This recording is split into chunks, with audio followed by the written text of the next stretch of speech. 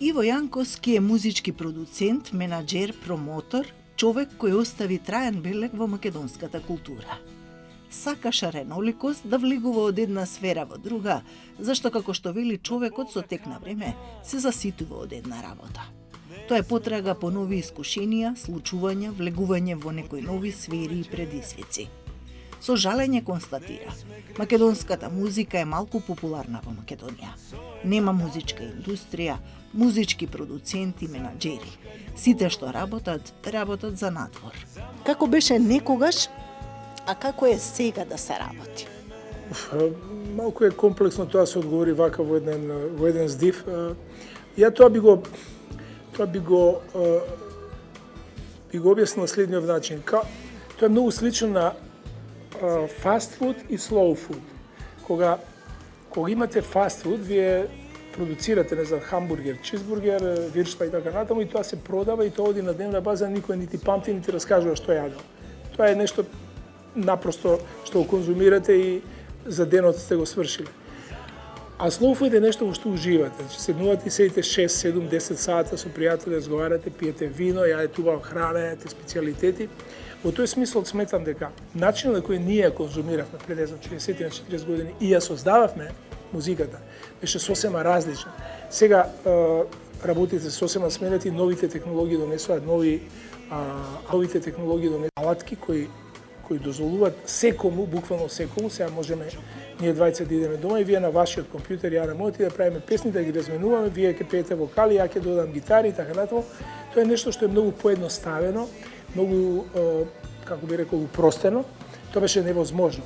Значи, во минатото постоја сериозни студија зборам за скапи студија со скапи опреми, кај што работеа искусни продуценти музички, кои тоа беа по професија, тоа беше музички продуцент. Постоја музичари кои свират сериозно и кои се занимаваат со инструментот за кој се бават.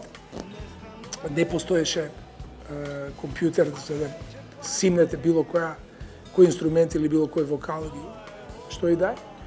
И пристапот кон албумите беше многу сериозен. Се снимаше албум со месеци. Се идеше у Лондон, се идеше у Париз, се идеше у Виена, зависи во кој жанр музика. И таму се седеше по месец дена. Јас се сеќавам со Анастасија, бевме во Атина да снимаме албум. И седевме месец дена. Владко одеше или Леби Су во Белград или во Загреб, месец, два, зависи колку е потребно. И тоа се сериозни денонокини снимања.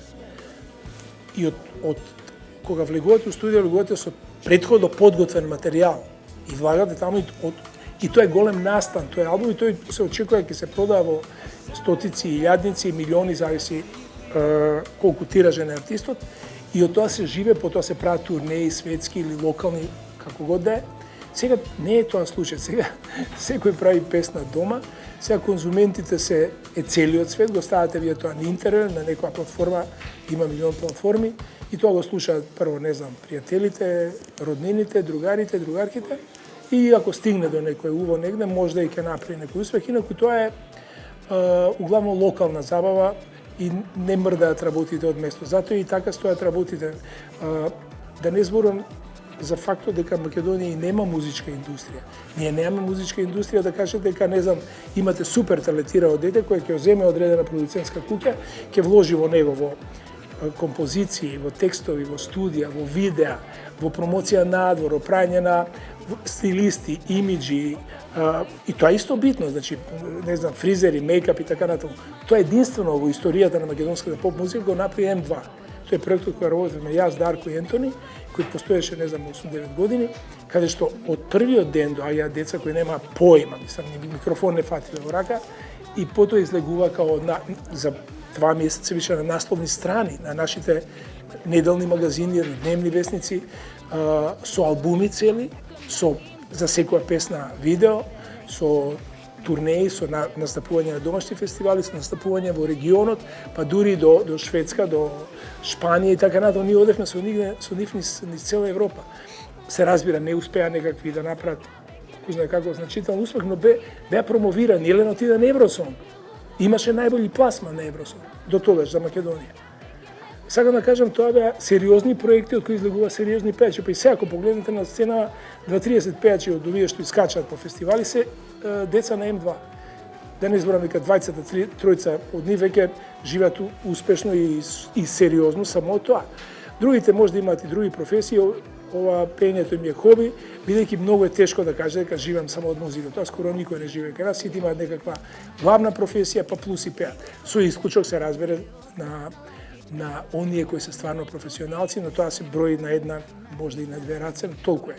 Се друго е хоби и, не знам, свирење по клубчиња, по кафичи и така натаму. Тоа е некаков љубов кон музиката и некаков екстра доход. Нема никакво ништо повеќе од тоа. Значи, ентузијазам, зеро, професионализам, зеро, све, тоа сведено на нула и затоа таква е целата македонска сцена. Сепак, охрабрен е и дека има една нова екипа на момци, девојки и бендови кои доаѓаат. Упорно свират и се одлични. Знаат дека рок-н-ролот не се создава на компјутер, туку во гаража. Ги повика и медиумите повеќе внимание да посветат токму на нашата македонската музика.